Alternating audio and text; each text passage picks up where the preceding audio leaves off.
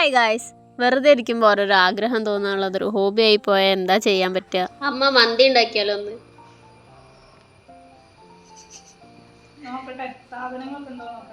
അതൊക്കെ ഉണ്ടാവും. അമ്മ വിചാരിച്ചുണ്ടാക്കി തരാൻ പറ്റണതുള്ളൂ.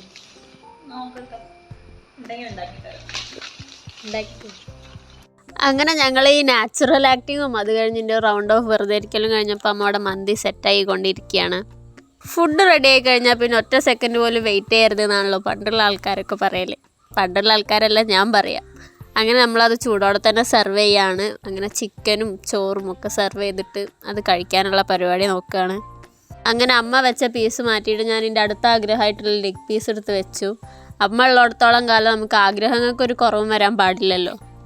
അങ്ങനെ ഞങ്ങൾ മൂന്നാളും കൂടെ ഇരുന്ന് കഴിക്കുകയാണ്. അച്ഛൻ ജോലിക്ക് പോയതുകൊണ്ട് തന്നെ അച്ഛൻ വരുമ്പോഴേക്ക് വൈകുന്നേരം ആവും. അപ്പം അങ്ങനെ ഞങ്ങൾ മൂന്നാളും ഹാപ്പി ആയിട്ട് കഴിക്കുകയാണ്. Okay, by.